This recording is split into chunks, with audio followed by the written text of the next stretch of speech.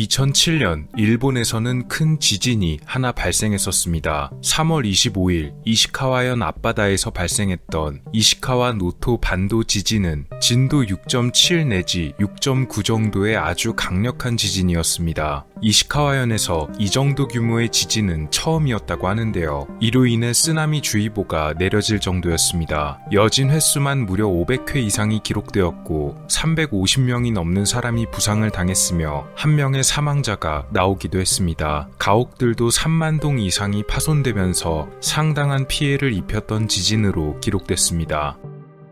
당연히 뉴스 등에서도 속보를 내보냈는데요. 노토 반도 지진에 대응하기 위해서 일본의 방송사 NHK는 피해 지역의 상황과 더불어 지진과 여진, 쓰나미 등의 내용을 보도하는 특별 뉴스를 방송하게 되었습니다. 특히나 이 지역에 지진이 발생하게 되면 무척이나 위험한 이유가 한 가지 더 있었습니다. 바로 이 지역 근처에 원자력 발전소가 있었기 때문인데요. 도쿄전력에서 소유하고 있는 원자력 발전소인 카시와자키 카리와 원자력 발전소가 위치해 있었습니다. 총 7기의 원자로가 설치되어 있었으며 규모로만 따지면 세계에서 4번째로 큰 발전소라고 하는데요. 그러니 지진이 일어나 혹시 사고가 발생하면 엄청난 여파가 벌어질 수도 있는 발전소였습니다.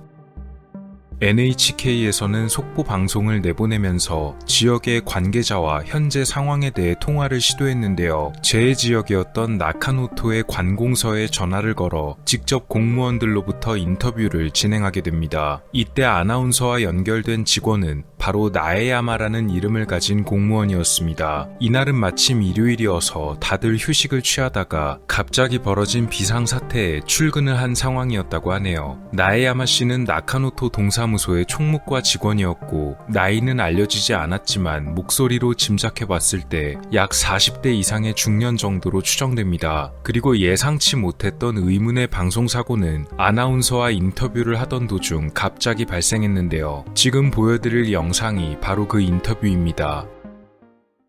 怪我をされたり、ガラスが割れたり、壁が落ちてきたりというような状況はありましたか？はい、今のところはまだ入っておりません。それはないですか？はい。ただその停電になったとおっしゃいましたね。はい。 여기까지는 분명 정상적인 인터뷰가 진행이 되었습니다. 그리고 이어지는 인터뷰에서 기묘한 일이 벌어집니다. 今そちらの中能登町役場は、はい。庁舎内は停電になっていますか？いや、ここはなっておりません。あ、そうですか。はい。それとですね、すぐもうそういう事態になれば非常発電もありますので、それについてはもう機能的にはもしもし。はい。あ、引き続き永山さんでしょうか？はい。あ、もしもし。はい。電話の方変わられましたですか？いえ、変わっておりません。あ、永山さんですね。今も信号機の停電などは確認、停電によって信号機が例えば止まってたりというようなことはあるでしょうか？いかがですか？復旧しております。あ、復旧していますか？はい。はい、わかりました。ありがとうございました。情報収集の途中ありがとうございました。 인터뷰는 이것을 마지막으로 종료되었는데요. 영상을 들어보시면 알겠지만 인터뷰 도중에 갑자기 두 사람 모두 침묵하는 조용한 순간이 발생합니다. 그리고 그렇게 음성이 중단된 후에 다시 전화를 건네받은 나에야마의 목소리는 분명 이전에 인터뷰를 진행하던 그의 목소리와는 완전히 딴판이고 말투조차 확연히 다릅니다. 처음 전화를 받던 나에야마의 목소리는 분명 40대 이상의 중년의 목소리로 들렸던 데다가 말투조차 차분하고 약간은 여유가 있는 어투를 사용했지만 음성이 중단된 후 바꿔받은 또 다른 나에야마는 갑자기 목소리가 조금 더 젊은 사람이 되었고 말투 역시도 뭔가 끊어내뱉는 어투를 사용합니다. 분명히 누군가 바꿔받은 것으로 보이는데요. 아나운서도 이것을 눈치챈 것인지 분명 나에야마 씨가 맞는지 되물었지만 아무리 봐도 말투나 목소리가 완전히 다른 사람이 자신이 나에야마가 맞다고 주장하며 인터뷰를 진행하니 뭔가 이상함을 눈치챈 듯한 기색이 보입니다. 결국 아나운서도 당황을 한 나머지 인터뷰를 서둘러 끝냈다는 것이 느껴지는데요. 혹시 차이점을 느끼지 못하신 분이 계시다면 방금 전 인터뷰 영상 부분을 다시 한번 들어보셔도 좋을 듯합니다. 하필이면 사람이 바뀌기 전에 인터뷰 내용이 피해 상황과 더불어 정전이 되었다 등의 내용이었기에 지진으로 인해서 전력 공급이 차단되었다든가 혹은 원전에 문제가 생겼다는 등의 내용으로 이어질 수 있었고, 이런 부분은 속보로 내보내기엔 꽤나 민감한 내용이었기에 갑자기 벌어진 방송 사고는 의구심을 사기에 충분했습니다. 당연히 속보 방송이었기 때문에 편집되지 못하고 생방송으로 그대로 내보내지게 되었는데요. 이런 점 때문에 인터뷰의 내용을 수정할 수가 없으니 해당 속보 방송을 본 많은 일본인들 역시도 뭔가 이상한 점을 느꼈을 수밖에 없었습니다. 이 사건은 나에야마 사건이라고도 불리는데요. 일부 네티즌들은 이 사건에 이런 의문점을 제기했습니다. 첫 번째 의문점은 인터뷰 방송 자체에 관한 것이었는데요. 어떻게 전화로 인터뷰를 진행할 수 있었느냐에 관한 것입니다. 이 나에야마 인터뷰가 진행된 시점이 의문으로 제기됩니다. 노토반도 지진은 2007년 3월 25일 오전 9시 41분에 발생했고, 발령된 쓰나미 경보는 오전 11시 30분에 해제되었습니다. 그렇다면 이 나에야마 인터뷰는 지진 발생 직후인 최소 9시 42분 이후부터 11시 30분 사이 약 2시간 이내에 진행되었을 것이란 설명이었는데요. 일본 네티즌들은 당시 일어난 노토반도 지진으로 인해 이시카와현과 도야마현의 일부 지역에서 4시간 동안 전화 연결이 어려웠다는 점을 지적합니다. 이는 유선전화, 무선전화 둘 모두가 해당되는 얘기로 단순히 전화 연결로 인터뷰를 진행하는 것이 사실상 불가능했을 텐데 어떻게 인터뷰를 연결했는지가 이 의문의 주된 골자입니다. 일부는 이 의문에 이런 해명을 내놓기도 했습니다. 나에야마가 공무원이었고 전화도 동사무소에 있었으므로 아마도 비상용 위성 전화를 사용했을 가능성이 높다는 것입니다. 만약 그렇다면 이런 의문은 금방 해결될 테지만 실제로 위성 전화가 이용되었는지에 대한 여부는 제대로 확인된 적이 없기 때문에 어디까지나 이 의문을 해명하기 위한 가설로 남아 있습니다. 그리고 위성 전화를 사용했는가 아닌가라는 해명은 도중에 벌어진 나에야마의 변화에 대해선 여전히 어떠한 설명도 내놓지 못하는 가설입니다. 또 다른 의문으로 네티즌들이 제기한 점은 그의 인터뷰가 비교적 오래 진행됐다는 부분입니다. 이 정도 규모의 지진은 해당 지역에선 거의 처음이었고 가택 피해 등의 상황도 꽤 많은 편이었기 때문에 동사무소를 비롯한 관공서의 직원들, 특히 나에야마 씨가 속한 총무과의 직원들 역시도 이 재해 때문에 분명 정신이 없었을 텐데요. 곧바로 출근하기 어려운 직원들도 있었을 것입니다. 앞서 말씀드렸듯이 인터뷰가 진행된 시점이 지진 발생 후 2시간 이내였기 때문에 그때까지도 모두가 여러 가지를 파악하느라 무척이나 바쁘게 움직이고 있었을 것입니다. 아직 출근하지 못한 직원들의 몫까지도 다른 사람들이 해결하며 상당히 바빴을 텐데요. 나에야마의 목소리로 추정한 나이대가 40대 이상이기에 그의 직급이 어느 정도 높았을 것임을 알 수가 있고, 그런 점을 감안하면 부하 직원들에게 지시를 내리며 분주히 움직이고 있었지 않았을까 하는 것입니다. 이런 와중에 전화 인터뷰까지 받아가면서 상황에 대처할 여유가 있었냐는 점이 의문으로 제기됐습니다.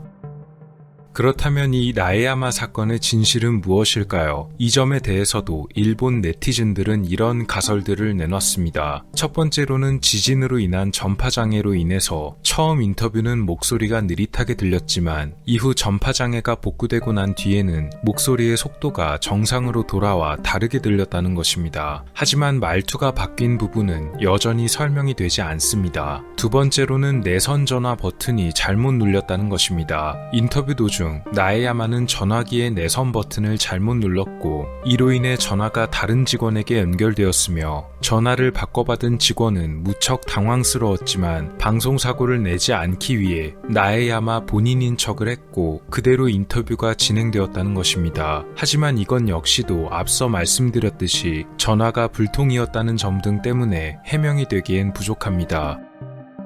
세 번째로는 동명이인이 전화를 바꿔받았다는 설인데요. 이 가설은 두 가지 면에서 반박이 되었습니다. 일단 아나운서가 사람이 바뀌었냐고 질문했지만 사람이 바뀌지 않았다 라고 분명히 대답을 합니다. 동명이인이라면 이름만 같을 뿐 당연히 다른 사람이기에 이 질문에 대해선 다른 사람입니다 라고 대답하는 게 맞습니다. 또 나에야마라는 이름 자체도 이 가설을 반박했습니다. 나에야마라는 성씨는 꽤 희귀한 성씨 성씨라고 하는데요. 일본 전체적으로 봤을 때는 약 50여 명 정도, 사건이 벌어진 이시카와 현에는 나에야마라는 성씨를 가진 사람이 10명 정도였다고 합니다. 과연 이 나에야마라는 성을 가진 동명이인의 두 사람이 우연히 그것도 같은 지역에 살면서 같은 관공서에서 일하고 있었을 가능성이 얼마나 되었을까요?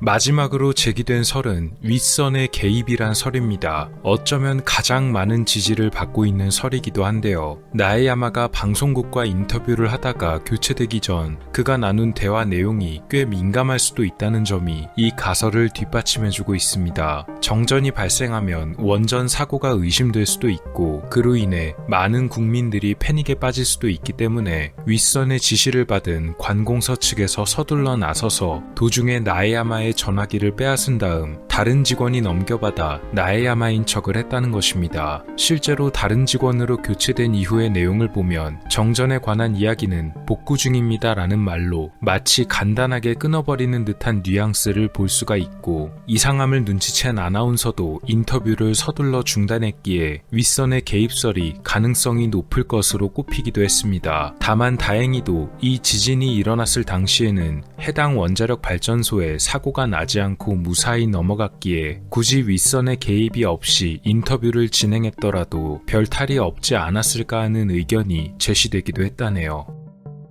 이후에 나에야마를 만나러 직접 찾아간 사람도 있었고 그가 어떻게 되었는지도 수소문했지만 이 나에야마 씨에 관한 정보를 더 알 수가 없었다고 합니다. 그가 2007년까지는 동사무소에 근무했던 것이 맞지만 2020년대에는 나에야마라는 직원은 없다고 하니 어쩌면 나이를 미루어 봤을 때 이미 퇴직했을 가능성이 높습니다. 우리나라에는 2013년에 벌어진 사건으로도 알려져 있는데요. 제가 직접 이 사건에 대해서 다룬 일본의 한 사이트를 방문해 알아본 결과 2007년에 벌어졌던 사건이라고 합니다. 해당 사건은 그 기괴한 내용과 분위기로 인해서 윗선이 개입했다는 등의 가설까지 돌게 되며 하나의 도시전설급으로 유명해지기도 했습니다. 과연 나에야마 씨가 진행했던 그날의 인터뷰와 방송에 관한 진실은 무엇이었을까요? 그리고 그는 지금 어디서 뭘 하고 지내고 있을까요? 2007년에 벌어졌던 나에야마 사건에 관한 이야기였습니다.